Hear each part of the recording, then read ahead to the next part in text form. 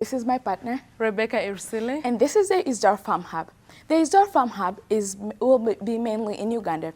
We both grew up in Uganda, so this story is most personal to us. Imagine my mom, called Sarah, had 7 goats. We rely on these goats to pay school fees, to buy resources and everything, but she's unable to scale it because every year she loses 3 goats to preventable diseases due to lack of veterinary access. There's also different batches. They're in the market, they sell meat, but every year they also lose about 400 kilograms of meat because they don't have storage facilities. But this is not because they lack goats. Uganda has 17.5 million goats, being the 15th largest country in the world with the most amount of goats. 1 in 4 households has goats. So goats are plenty, but none of them are ready to scale it. So the system is broken, and because they're not able to fragment the scale of the goat value chain, poverty persists. And this is just for very many families, not just for my families. I saw my neighbors suffer from this too. Now we're here, we have learned about how the market works, and we can be able to give back to our community. The Isidor Farm comes and it's a hub. It's one thing, but it can be able to solve the whole system.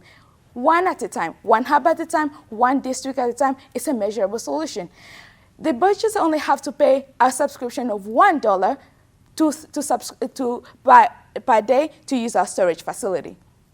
And while the farmers just have to subscribe, and they can only pay us when they get the profit. For example, they will be able to use the veterinary services that we offer, but they can only pay us when they're able to scale. For example, some of them can pay us in kind. For example, if they are not ready to sell their goats, but their goats were able to produce more goats that year than they ever because of our services, they're able to pay us in a way that they can give us maybe a goat for those who are not ready to sell. Because in Uganda, not everyone has the goats for business, but most of the time it's because they cannot scale it.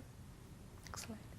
So we're advancing SDG 1, no poverty, SDG 2, zero hunger, and SDG 12, responsible consumption and production.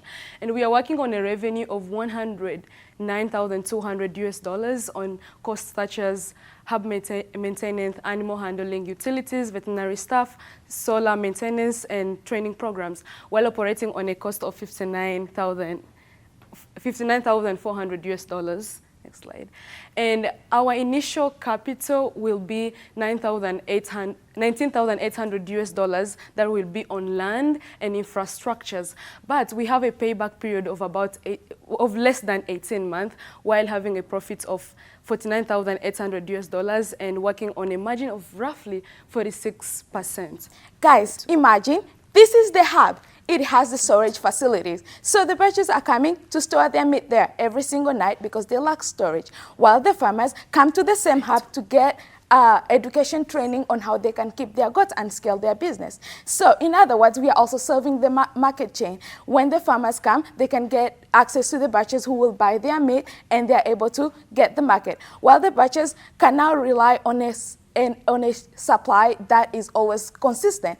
Hence, the consumers are able to get healthy meat and safe meat. In other words, if these butchers don't have such services, they end up either selling the meat that's left at a cheaper price, and who is being affected? The families who sold their goats to them. But if we can bridge this gap, we can be able to solve. But let's be realistic. We cannot do zero hunger, and we cannot do zero poverty. But one house at a time is serving the whole generation. Students are able to go to school because their parents are able to scale their business, and hence their goats are able to provide with them income. And also we can be able to scale to the East African community and Africa as a whole. Thank you.